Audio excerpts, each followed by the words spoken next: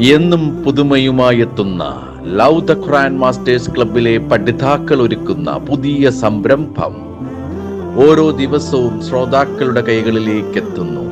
ഒരു ദിനം ഒരു പേജ് ഖുർആൻ പാരായണത്തോടൊപ്പം അർത്ഥവും ഇന്ന് നിങ്ങളുടെ മുന്നിലേക്ക് എത്തുന്നു. അസ്സലാമു അലൈക്കും വറഹ്മത്തുള്ളാഹി വബറകാതുഹു. ഒരു ദിനം ഒരു പേജ് ഖുർആൻ പാരായണത്തോടൊപ്പം അർത്ഥവും എന്ന പ്രോഗ്രാമിലേക്ക് ഏവർക്കും സ്വാഗതം. ഞാൻ നിത. ഞാൻ ഫളല റഫീഖ്. ഞങ്ങൾ ഇന്നിവിടെ പാരായണം ചെയ്യുന്നത് സൂറത്ത് നഹ്ലിലെ 271 പേജ് 35 ആയത്ത് മുതൽ 42 വരെയുള്ള ആയത്തുകളാണ്. ഇൻഷാ അല്ലാഹ്. أعوذ بالله من الشيطان الرجيم. بسم الله الرحمن الرحيم.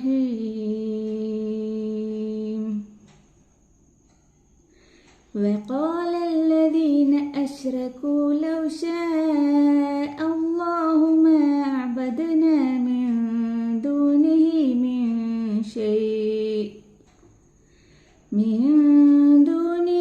من شيء نحن ولا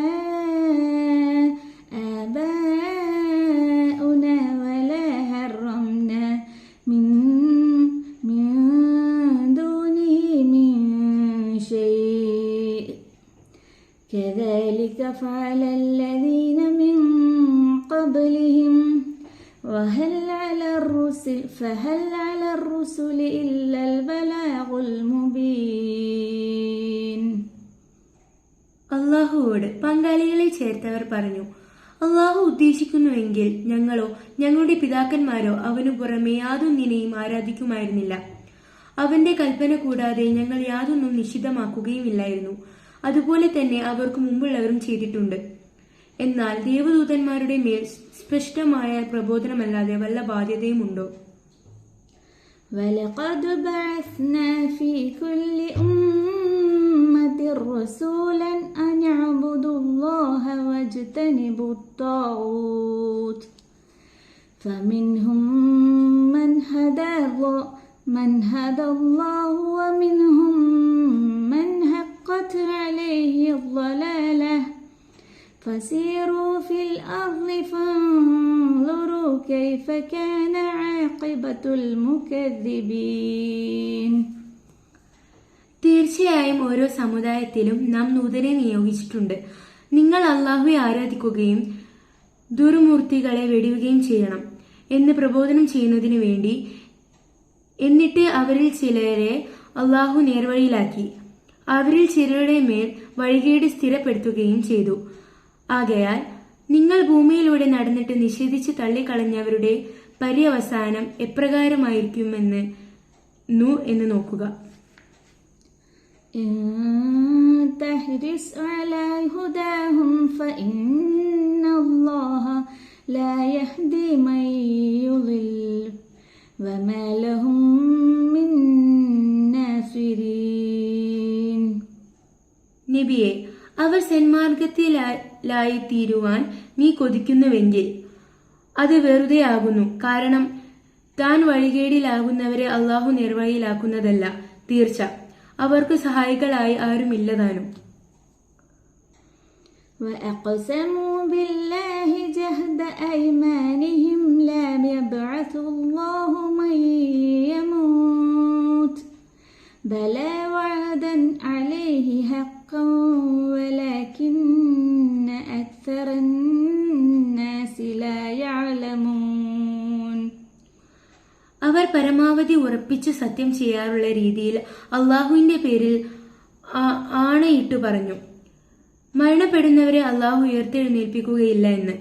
അങ്ങനെയല്ല, അത് അവൻ ബാധ്യതയേറ്റ സത്യവാഗ്ദാനമാകുന്നു. പക്ഷേ മനുഷ്യരിൽ അധിക പേരും മനസ്സിലാക്കുന്നില്ല. لِيُبَيِّنَ لَهُمُ الَّذِي يَخْتَلِفُونَ فِيهِ وَلِيَعْلَمَ الَّذِينَ كَفَرُوا أَنَّهُمْ كَانُوا كَاذِبِينَ. ഏതൊരു വിഷയത്തിൽ അവർ ഭിന്നത പുലർത്തുന്നുവോ അതവർക്ക് വ്യക്തമാക്കി കൊടുക്കുവാനും തങ്ങൾ കള്ളം പറയുന്നവരായിരുന്നു എന്ന് സത്യനിഷേധികൾ മനസ്സിലാക്കുവാൻ വേണ്ടി അത്രേ അത് അവരെ ഉയർത്തെഴുന്നേൽപ്പിക്കുന്നത്. إنما قولنا لشيء إذا أردناه أن نقول له كن فيكون. നാം ഒരു കാര്യം ഉദ്ദേശിച്ചാൽ അത് സംബന്ധിച്ച നമ്മുടെ വചനം ഉണ്ടാകൂ എന്ന് അതിനോട് നാം പറയുക മാത്രമാകുന്നു. അപ്പോഴതാ അതുണ്ടാകുന്നു.